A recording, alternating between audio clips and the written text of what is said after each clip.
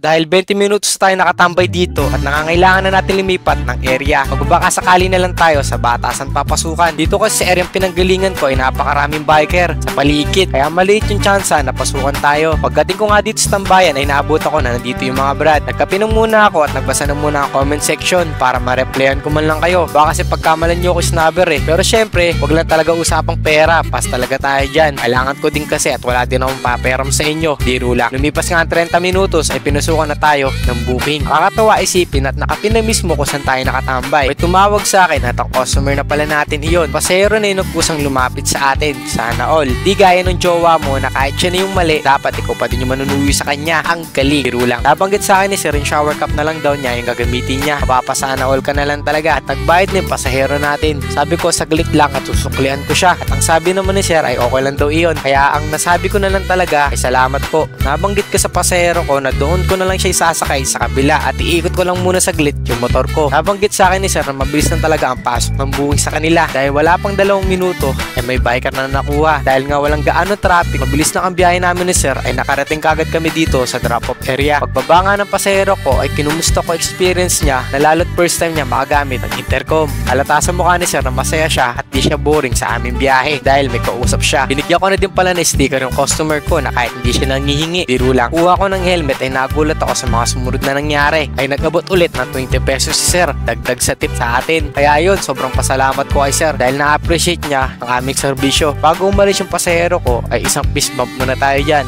May isa tayong kapwa biker na nakausap natin dito. Pinasukan siya ng booking at pang isang booking niya pa lang daw to dahil kakalabas pa lang daw niya. Pagdating nga ng pasahero niya ay lumipat na ako ng pwesto at magbabaka sakali na papasukan tayo dito. Worth it yung pag-aantay ko dahil pinasukan tayo ng booking. Kaya dali-dali ko ng itong pinuntahan. Pagdating ko nga dito ay binati ako ng customer ko. Pinalo ko kung gusto niya mag-shower cup at ang sabi niya ay hindi na daw. Nabanggit sa akin ni ma'am kung kaya ba daw namin makarating ng 8:30. At ang sabi ko, sige kakayanin ko. Basta wag mo ko isusumbong sa mga followers ko. Alam niyo na yon, biro lang. Late na nagising si ma'am at nag-a-adjust pa daw siya ng schedule niya. Sa mahabang usapan namin ng pasahero ko ay malapit na siya bumaba ay nagulat siya nang nabanggit ko sa kanya na nagbablog ako. Na kung okay lang nakasama siya sa ating video. At okay lang daw sabi ni ma'am.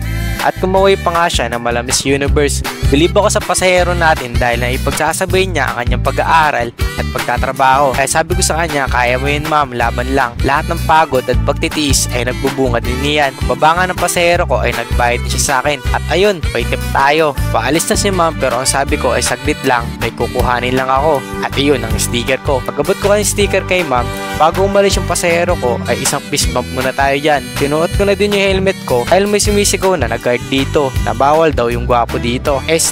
Bawal magtagal sa lugar na to. Kaya dito na lang muna tayo sa gilid tatambay.